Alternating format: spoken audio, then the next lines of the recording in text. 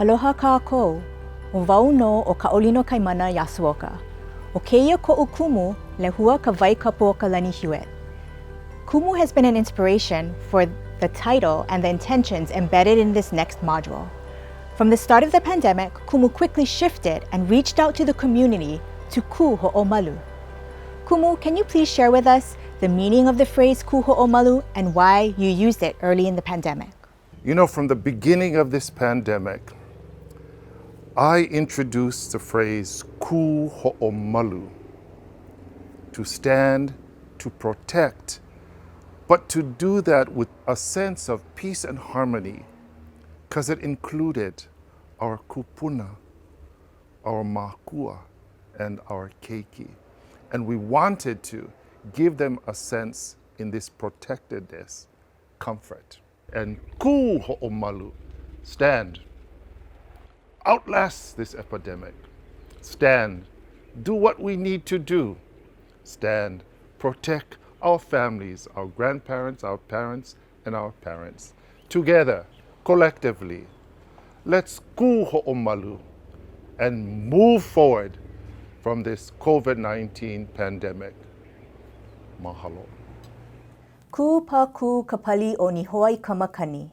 The cliffs of Nihoa stand strongly against the wind, said of someone who stands bravely in the face of challenges.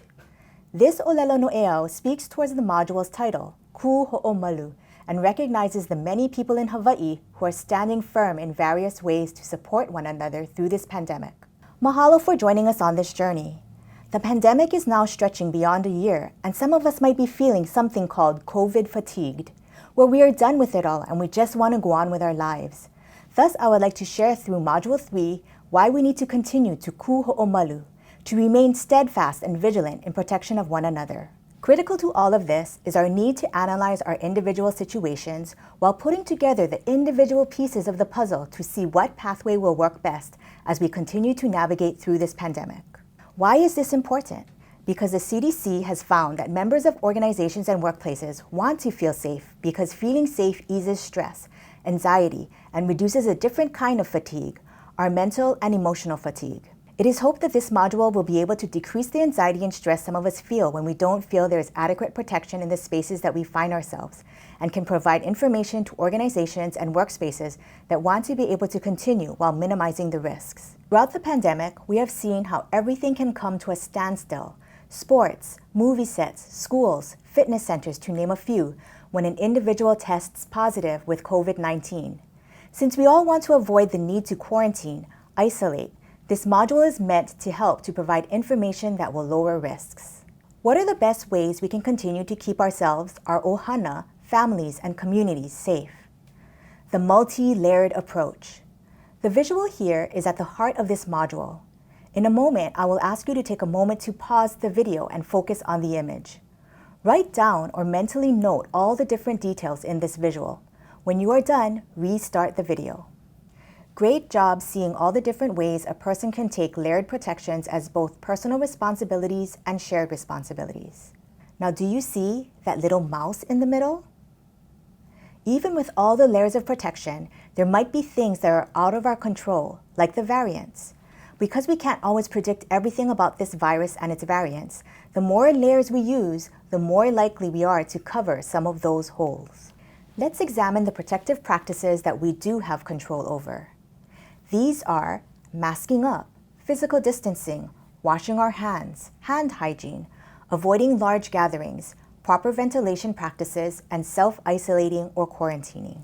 Some of you might be wondering, does Malama and Ho'omalu caring for and protecting each other make a difference? Let's read the data on this chart. What do you think it's revealing? Why was our rate of transmission, our rate of positive cases, so low in April? If you said it was because we were in a stay-at-home order, you are right. At that time, we were using the strictest protective protocol. Why did it start to go up again? Reopening, more people out and about, more possibility for exposure. Overall, throughout our communities, there was a collective understanding that together we could stand in the protection of each other. Thus, Hawaii has shown that our behavior and choices individually and collectively do make a difference. This data is great, But some of us may be wondering, do these protective practices even matter anymore? According to UH Manoa John A. Burns School of Medicine epigeneticist Dr. Aliko Mauna Kea, quote, "The protective practices are simply general common sense practices that should be taken to avoid the spread of any communicable disease.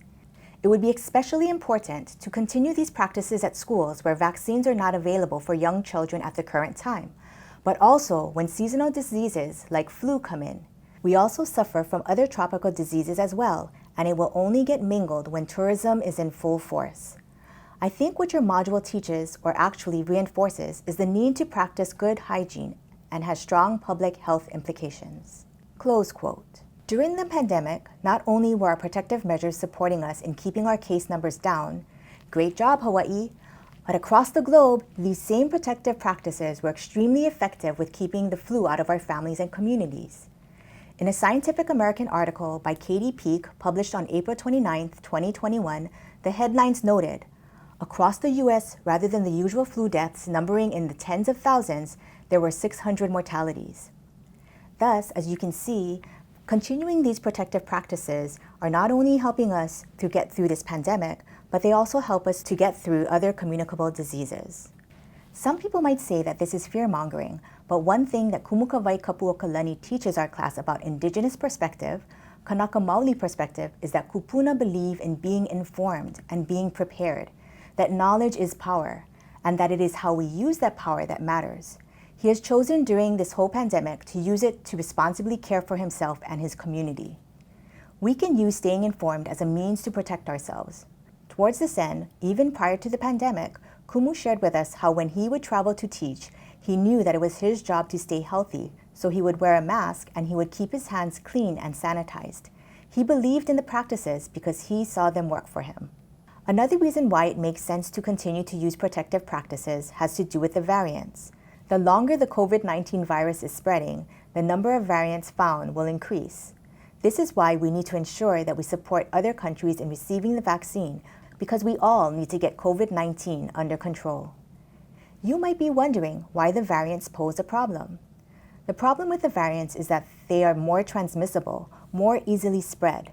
More transmission means the possibility for increased hospitalizations and mortalities. It also increases the risk that the vaccines might be rendered less effective. These studies are actively being conducted now. Feeling confused? According to CDC, exposure to an abundance of news coverage, some of which has been conflicting or has changed over time, has fueled feelings of mistrust and fear. Even the unpredictable nature of this pandemic can add to the sense of confusion. For instance, on television, we have seen throughout this pandemic people sitting 6 feet apart or less without masks. This might send out confusing messaging. Oh, I guess if I am 6 feet apart from someone, I don't need to wear a mask. However, this is not true.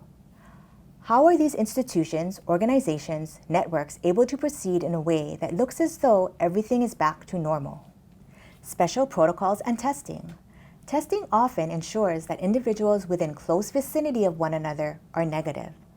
This is how important the layer of testing is in early detection and minimizing spread. Also important is strictly enforcing protective practices. Why is connecting these layers, wearing masks, social distancing, avoiding gatherings, and ventilation so important? Asymptomatic and pre-symptomatic carriers and transmission is what makes it challenging for us to proceed like normal during this pandemic. Symptomatic individuals are presenting with symptoms, so it's easier for these individuals to isolate themselves. However, there are some individuals who are pre-symptomatic, whereby they are not presenting with symptoms yet, but will. And then the truly asymptomatic who will never show symptoms, never know they are positive unless they get tested. Thus, with asymptomatic cases, there is no way to know at any specific time who is positive or negative for COVID-19. Even temperature checks cannot rule out asymptomatic positive cases. Asymptomatic individuals could unknowingly be passing on the virus to others. And transmission chains can start much farther back than the friend or family you are interacting with at the moment. Towards this end, gatherings can promote or initiate what's called a super spreading event, where one individual becomes the source of a network-related spread. Additionally, these protective practices continue to be important because most often we won't know who is vaccinated and who isn't. For now, even if we got vaccinated, we won't know if the vaccination is fully effective or not. Finally, the variants add new variables into the mix. One myth that is often perpetuated in indoor spaces is the idea that if we are sitting at least 6 feet apart, we don't need to wear a mask. However, why is it a good idea to both wear masks and physically distance 6 feet or more? Let's look at this visual. Do you see the smaller aerosolized particles? These particles are much smaller than droplets. Aerosols may contain infectious viral particles that can linger in the air for hours. Aerosolized viral particles can travel across rooms much farther than the 6 feet distance. Technically, both droplets and aerosols are airborne, but infectious disease and public health experts consider COVID-19 to be airborne in aerosolized form. These aerosolized particles can linger in the air of enclosed spaces for hours. This is one reason why wearing masks and continuing social distancing practices is important. How do droplets differ from this? Droplets are much larger and heavier than aerosols. Droplets generally travel a distance of up to 6 feet. Technically, this is considered airborne transmission, but is limited in range. Does the way we wear a mask make a difference? Let's look at some of the ways the CDC demonstrates how to wear a mask. What do you notice? In one way or another, a person who is not wearing a mask properly, where one's mouth or nose is exposed, is really like not wearing a mask at all. Properly worn masks, on the other hand, offers protection to both you and others against viruses like COVID-19. Here are some recommendations for mask wearing. Choose a mask with a nose wire that you can hold closely around your nose. If needed, use a mask brace to create that snug fit. Check for a snug fit that covers over your nose, mouth, chin, and sides of your face. Add mask layers if necessary. Knot or adjust ear loops if the mask is too loose. The CDC does not recommend the use of goggles or face shields in place of face masks. Some people dismiss the importance of hand hygiene and the spread of viruses. However, having worked in elementary schools for years, I can personally share how good hand hygiene has prevented me from getting sick. It is an easy practice that works. The COVID-19 virus that is shed by symptomatic or asymptomatic carriers can live on surfaces and objects for various lengths of time. Touching these surfaces and objects, then touching your face, could transmit the virus to you. This is known as fomite spread. Hand washing and hand sanitizing are effective ways to stop this form of transmission. If we have to be in an indoor space, what are some practices having to do with ventilation? When it comes to ventilation, the CDC also recommends a layered approach that includes all of the previously shared practices and protocols. Use a box fan in a window to draw fresh air in, or open windows to allow for cross ventilation. Limit the time you spend indoors with individuals from multiple households.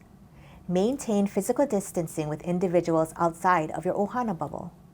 Use an approved air filter. Keep moving rather than staying in one place.